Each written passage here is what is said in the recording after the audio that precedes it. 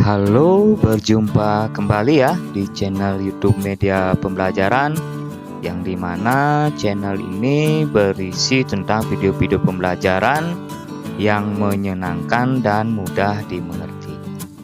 Nah, jadi sebelum lanjut ke video pembelajaran, jangan lupa ya di like, di komen, di subscribe, dan jangan lupa juga tekan tombol loncengnya supaya nanti tidak ketinggalan video-video terbaru dari channel Media Pembelajaran. Baik anak-anak, jadi pembelajaran kita pada kali ini adalah di pembelajaran tematik tema 2 bermain di lingkunganku, kelas 2 subtema 2 pembelajaran 2. Nah, jadi simak videonya sampai habis ya, supaya nanti anak-anak mudah paham dan mengerti apa yang kita pelajari pada pertemuan kali ini. Baik, langsung saja kita ke pembelajaran. Ketika sedang asik memetik jambu, Dayu dan Mei datang.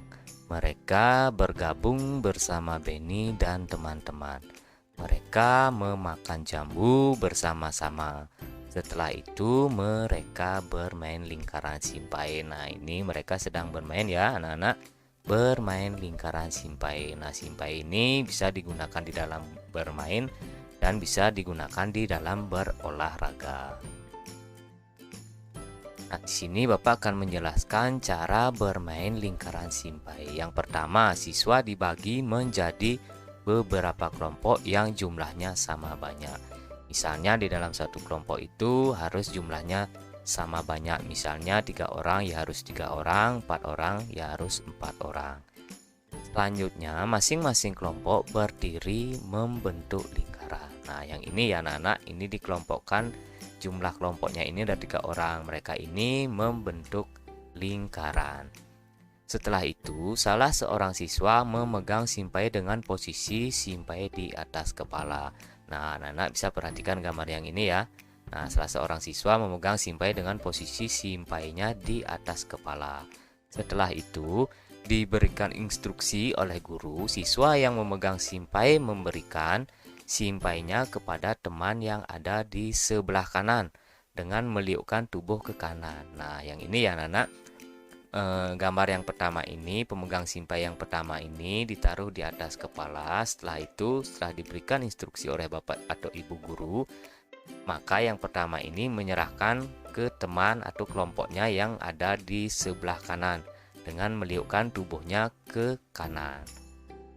Nah, setelah itu penerima simpai juga meliukkan tubuh ke kiri dengan posisi tangan di atas kepala. Nah, yang ini ya anak-anak, penerima ini juga harus meliukkan tubuhnya ke kiri dan bersiap untuk menerima simpai dari orang yang pertama. Kemudian dengan gerakan meliuk ke kanan, penerima simpai memberikan lagi simpai tersebut ke teman yang ada di sebelah kanan. Kegiatan dilakukan berulang-ulang hingga sampai kembali ke pemegang awal. Nah, setelah ini nanti menerima simpai, nanti juga akan memberikan kepada temannya yang ada di sebelah kanan. Nah, ini penerima yang ketiga ya anak-anak. Setelah itu sampai lagi di pemegang simpai yang awal. Nah, terus berulang-ulang seperti ini. Kelompok yang paling cepat menyelesaikan instruksi menjadi pemenang. Nah, siapa nanti yang paling cepat sampai di pemegang pertama, merekalah menjadi pemenangnya. Nah, sekarang di sini kita akan menjawab pertanyaan. Nah, pertanyaan yang pertama, apa yang digunakan Benny dan teman-teman dalam bermain lingkaran simpai? Nah, yang tadi anak-anak, apa kira-kira yang digunakan Benny dan teman-temannya? Nah, di sini Benny dan teman-temannya menggunakan simpai. Terus pertanyaan selanjutnya yang kedua, benda apa yang digunakan Benny dan teman-teman dalam memetik jambu? Nah, ini adalah pembelajaran yang kemarin ya anak-anak, di pembelajaran 1.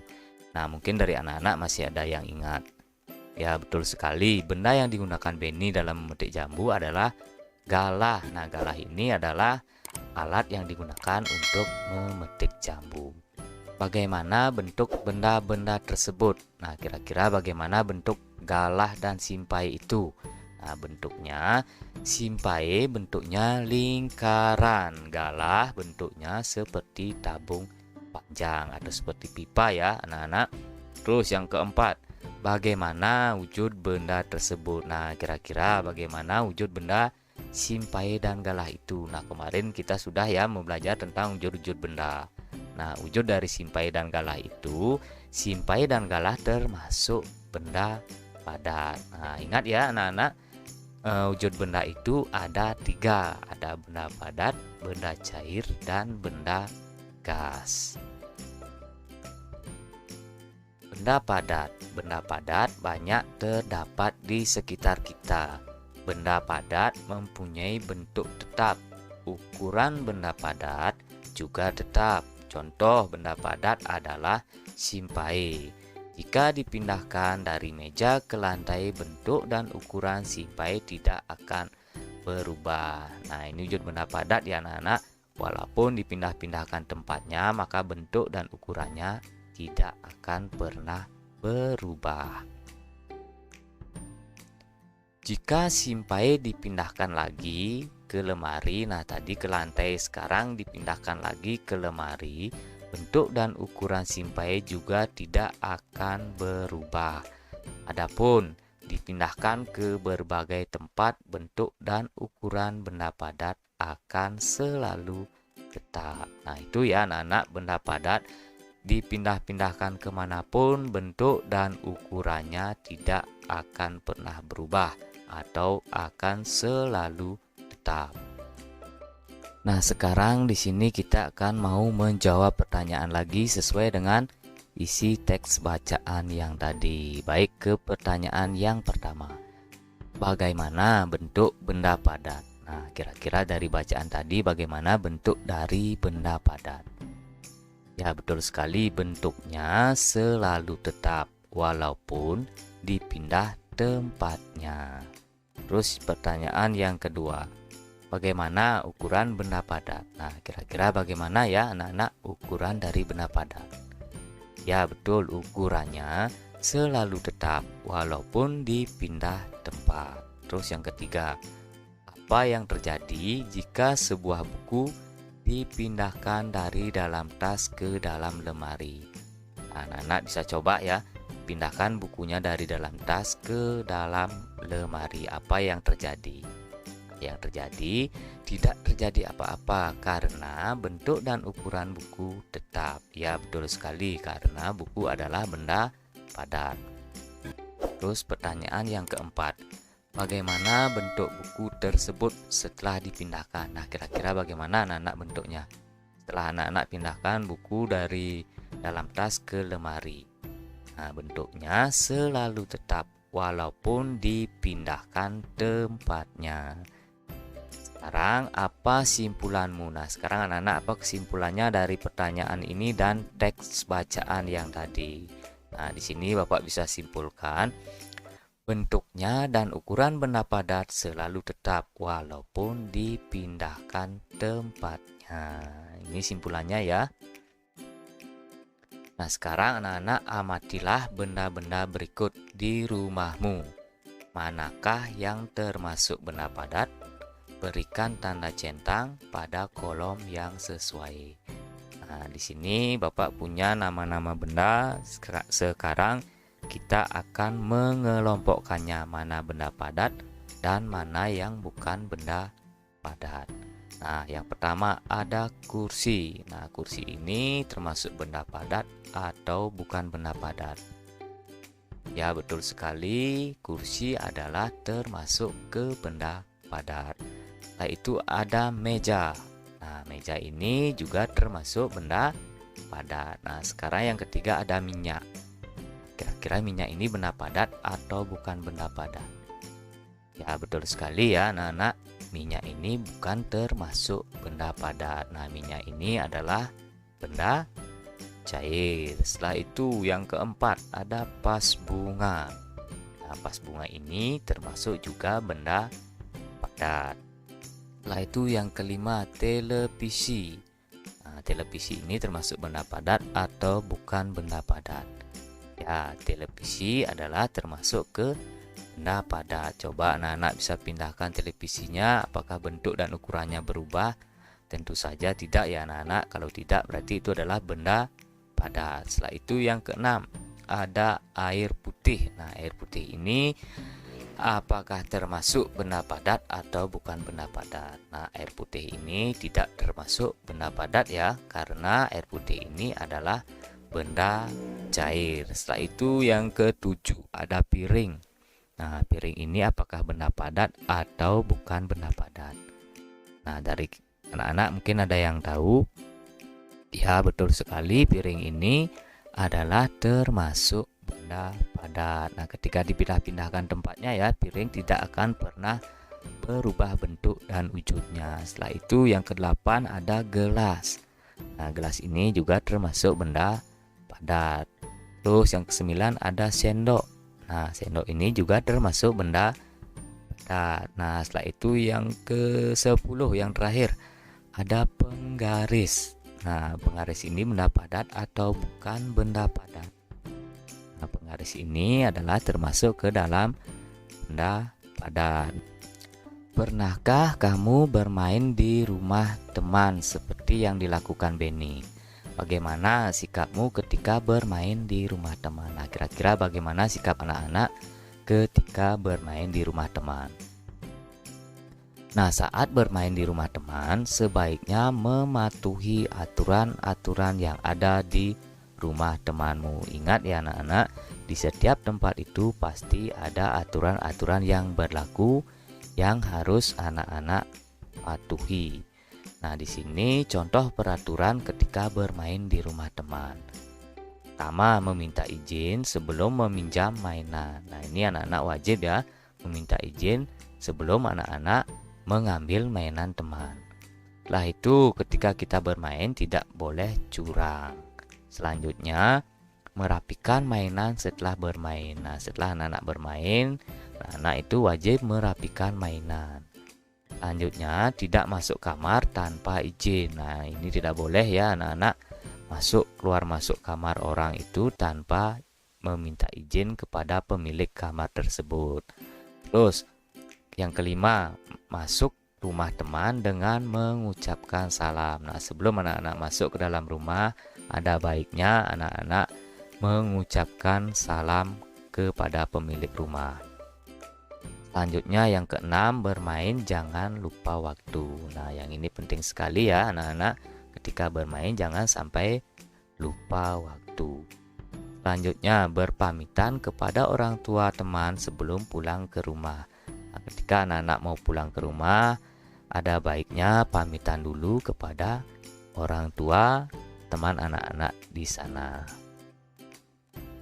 Yang terakhir, meminta izin jika pergi bermain. Ini wajib ya, ketika anak-anak itu pergi bermain harus minta izin pada kedua orang tua di rumah. Nah, sekarang anak-anak berikan tanda centang pada sikap yang menunjukkan mematuhi aturan dan tanda silang untuk sikap yang tidak menunjukkan mematuhi aturan. Nah, di sini Bapak punya tabel sikap dan sikap yang menunjukkan mematuhi aturan dan sikap yang tidak menunjukkan mematuhi aturan. Nah, di dalam 4 sikap ini, 1, 2, 3, 4, 5, kelima sikap ini, mana yang menunjukkan sikap menunjukkan mematuhi aturan dan yang mana tidak mematuhi aturan. Baik, kita lihat dari sikap yang pertama, memasuki kamar pribadi orang lain tanpa izin. Nah, ini apakah boleh ya anak-anak kita memasuki kamar orang lain itu tanpa izin? Tentu saja tidak boleh. Berarti ini menunjukkan bahwa tidak mematuhi aturan. Jadi kita isi tanda silang. Terus sikap yang kedua, mengetuk pintu dan mengucapkan salam ketika datang. Nah, ini perlu sekali ya anak-anak. Ketika kita bertamu atau bermain ke rumah teman, kita harus mengetuk pintu. Setelah itu kita mengucapkan salam. Berarti ini sudah menunjukkan mematuhi aturan. Setelah itu, sikap yang ketiga, tidak mengambil barang sembarangan. Apakah ini mematuhi aturan apa tidak? Ya, ini sudah menunjukkan bahwa mematuhi aturan. tidak mengambil barang sembarangan. Setidaknya kita harus minta izin dulu ya kepada pemiliknya atau kepada teman kita. Nah, itu sikap yang keempat. Memakan dan meminum sesuatu tanpa izin. Nah, apakah boleh kita di dalam bermain ke rumah teman memakan dan meminum sesuatu tanpa izin kepada pemilik rumah? Tentu saja tidak boleh ya anak-anak, ini perbuatan yang tidak baik. Jadi ini tidak menunjukkan mematuhi aturan. Nanti kita isi tanda silang. Terus sikap yang kelima, yang terakhir, tidak membuang sampah sembarangan. Ya, ini sudah menunjukkan sikap mematuhi aturan. Jangan sampai kita membuang sampah sembarangan di rumah teman. Nah, sekarang coba anak-anak peragakanlah teks percakapan berikut di depan kelas. Atau nanti bisa di rumah dengan teman-temannya ya. Berikan tanggapan terhadap penampilan temanmu. Nah, nanti anak-anak bisa memberikan tanggapan kepada temannya yang sudah tampil, ataupun nanti setelah anak-anak tampil, nanti temannya yang memberikan tanggapan. Nah, di dalam percakapan ini ada 3 orang, Benny, Lani, dan Udin. Nah, di sini Benny berkata, "Lani, aku lihat dari tadi kamu bolak-balik ke halaman belakang. Ada apa?" tanya Benny. Lani pun menjawab, "Aku mencari tempat sampah, Benny.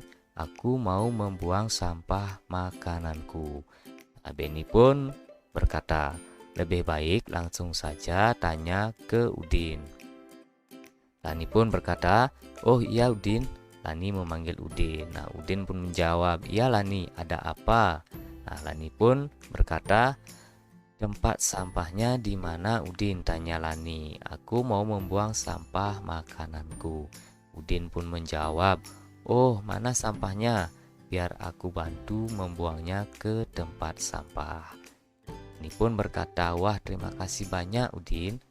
Nah, ini isi percakapan antara Benny, Lani, dan Udin. Jadi anak-anak bisa peragakan ya dengan teman-temannya. Nah, selanjutnya, apa yang diceritakan pada teks percakapan tadi? Nah, kira-kira dari percakapan teks yang tadi, apa yang diceritakan? Nah, di sini diceritakan si Lani ingin membuang sampah. Nah, kalau di rumah teman jangan buang sampah sembarangan ya, nah, tetapi tanyakan di mana tempat sampahnya. Setelah itu, bagaimana menurutmu sikap Lani, Benny, dan Udin? Nah, kira-kira bagaimana sikap mereka bertiga itu? Nah, sikap mereka adalah anak yang baik dan anak yang sopan. Nah, setelah itu ketiga di sini ada pertanyaan, apa yang patut ditiru dari sikap mereka? Nah, kira-kira apa yang patut kita tiru dari sikap Udin, Benny, dan Lani? Nah, yang perlu kita tiru di sana adalah sikap mereka yang senang menjaga kebersihan, dan mereka anak yang sopan, dan mereka anak yang baik. Jadi itu perlu kita tiru dari sikapnya Lani, Udin, dan Benny.